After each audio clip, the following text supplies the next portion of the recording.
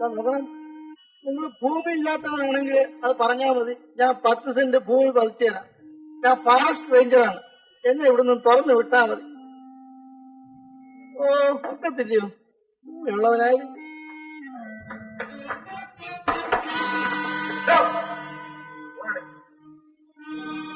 നേതാവുണ്ടല്ലോ മൺകഴിഞ്ഞാൽ അവന് ഫോൺ ചെയ്യും.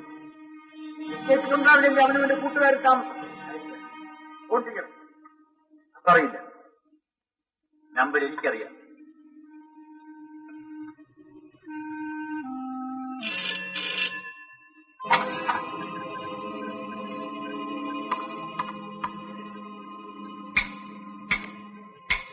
ഞാനാണ് ദാസ്. യാത്രക്കാരെ ചിന്തായി എല്ലാം റെഡിയായി. ഞാനൊരു കാറുമായി വരുന്നു. ഇനി അച്ഛൻ താമസിക്കുന്ന വലിയ അപകടമാണ്. പോലീസ് പിടിച്ചിരിക്കുകയാണ്. ആശുപത്രി വേഗം രക്ഷപ്പെട്ടോ. പോലീസിന് നിർബന്ധപ്രകാരമാണ് ഞാൻ ഫോൺ ചെയ്യുന്നത്.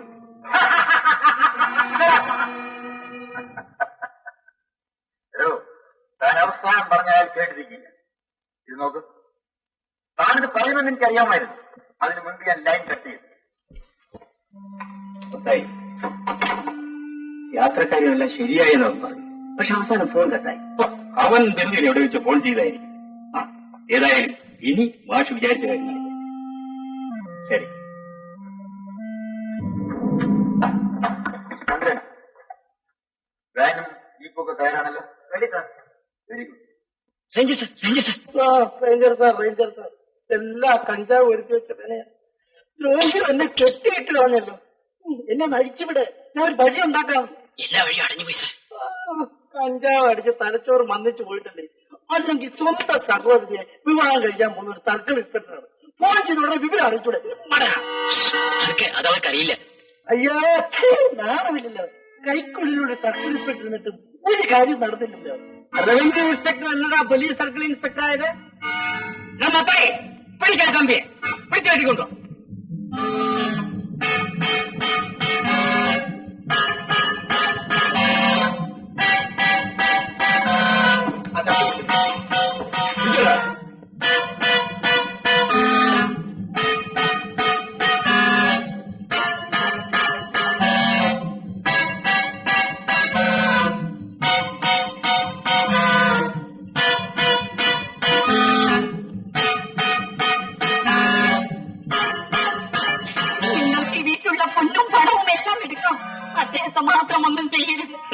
പൊന്നും പണം വേണമെങ്കിലേ ഞങ്ങൾ കൊള്ളമിറ്റിൽ പോയി കൊള്ളയടിച്ചെടുക്കാം. അതിന് നിങ്ങളുടെ അനുവാദം വേണ്ട.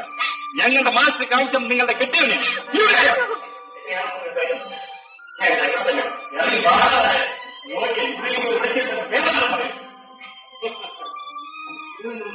അങ്ങനെ തന്നെ നിന്റെ കുടുംബാംഗങ്ങളെ വെച്ചിട്ട് ഞാൻ മാത്രം ഒളിച്ചോടും പോലെയാണ്. പുള്ളിക്കാരൻ കുടുംബത്തിലേക്കാമോ?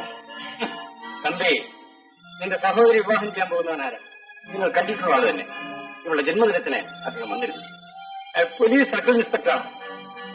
എന്താ ഇത്ര സംശയം തോന്നാൻ കാരണം? ഞാൻ ഇൻസ്പെക്ടറാണെന്ന് ഞങ്ങളോട് പറഞ്ഞില്ല. പറഞ്ഞോ?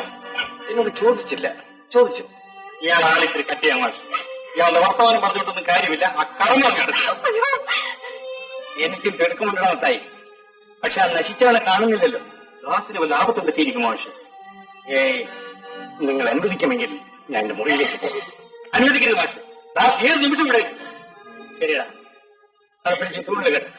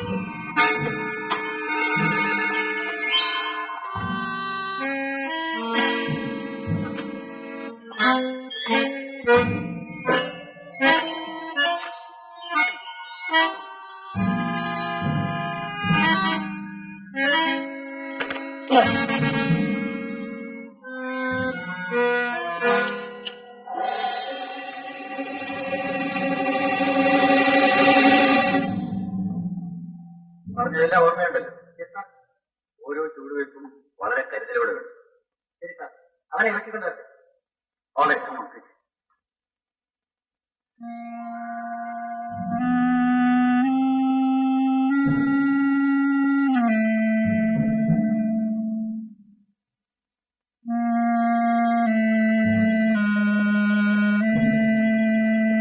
റേഞ്ചർ സാർ,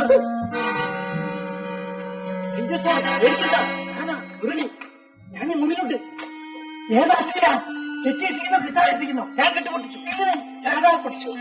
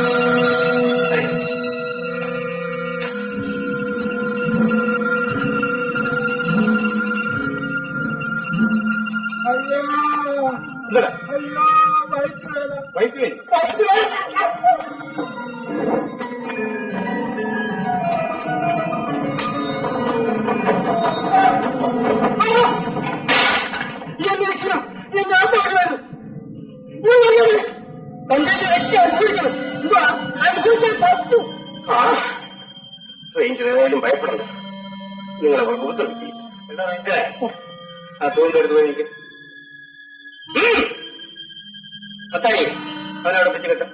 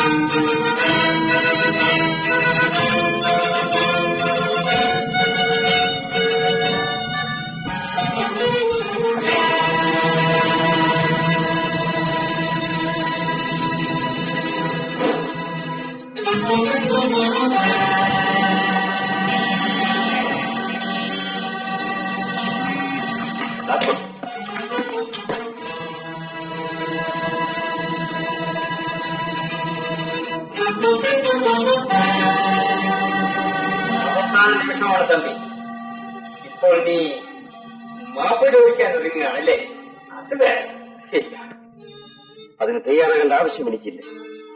നിങ്ങളോട് മാപ്പ് ചോദിക്കേണ്ടതായി ഞാൻ ഒന്നും ചെയ്തിട്ടില്ല രാജൻ. ജാഗാൻ നേരത്തെങ്കിലും സത്യം തുറന്നുകൊള്ളാം.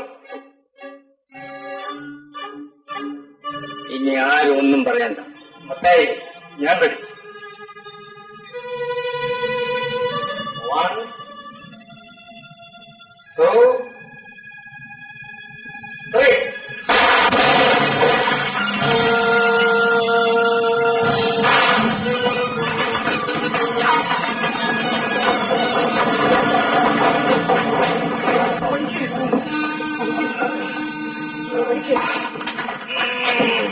രാഘവൻ, നീ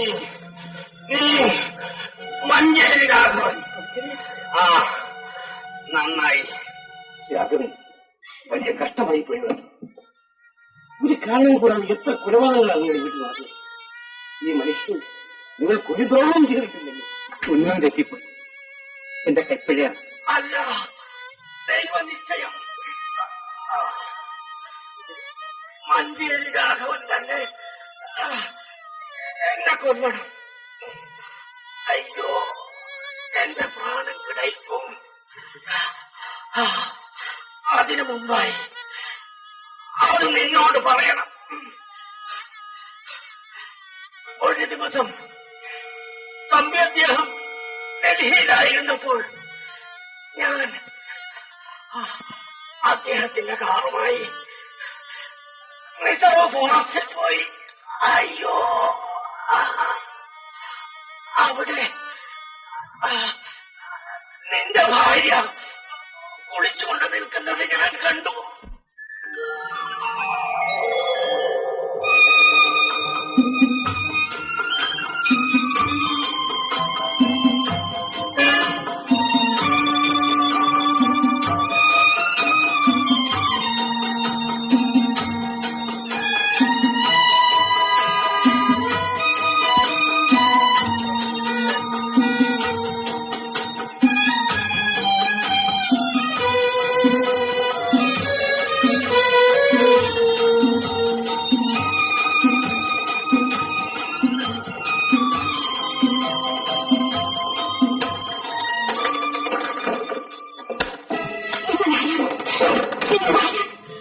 അറിയില്ലേ, ഞാനാ വിക്രമാനന്ദി. ഈ ചെറ്റക്കുടി നീ ഇരിക്കുന്ന ചെറ്റക്കുടി പോലും എനിക്ക് പണിവാളിക്കാം. അയ്യോ മുതലാളി, അയ്യോ മുതലാളി, ഞങ്ങൾ അയ്യോ അമ്മേ, അയ്യോ ഓടി ഞാനാണ് തമ്പി മുതലാളി. എന്നെ കൊല്ലുന്നേ, എന്നെ കൊല്ലുന്നേ, ഓടി വായേ. ലക്ഷ്മി, ലക്ഷ്മി. അങ്ങനെ ലക്ഷ്മിയെ കൊന്നതും. അയ്യോ, ഫോൺ ചെയ്ത് നീയാണ് കൊന്നതെന്ന് പോലീസിനെ അറിയിച്ചത്. അയ്യോ, നിന്നെ ജയിലയച്ചതും പഠിക്കണേ. ഈശ്വരൻ,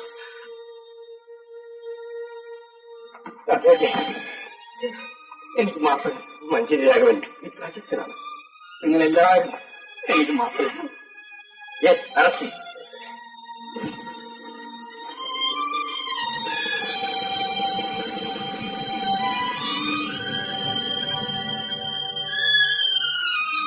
എന്റെ കുഞ്ഞിന്റെ നേരെ ഈ അമ്മാവൻ തോക്ക് ചോദിച്ചപ്പോഴും അമ്മാവന്റെ നേറുകയായിരുന്നു, മനസ്സുകൊണ്ട് കരയുകയായിരുന്നു. ഈ അമ്മാവനോട് പിണങ്ങല്ലേ?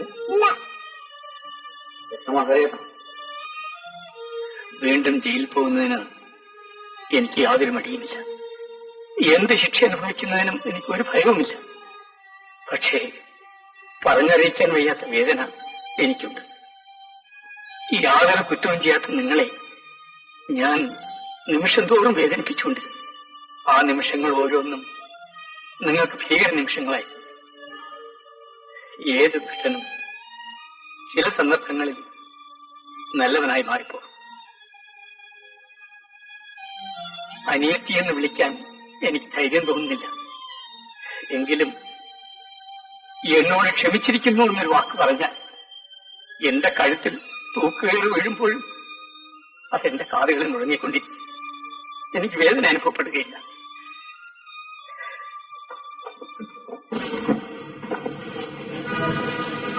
ഞാൻ പോയിട്ട് വരാം.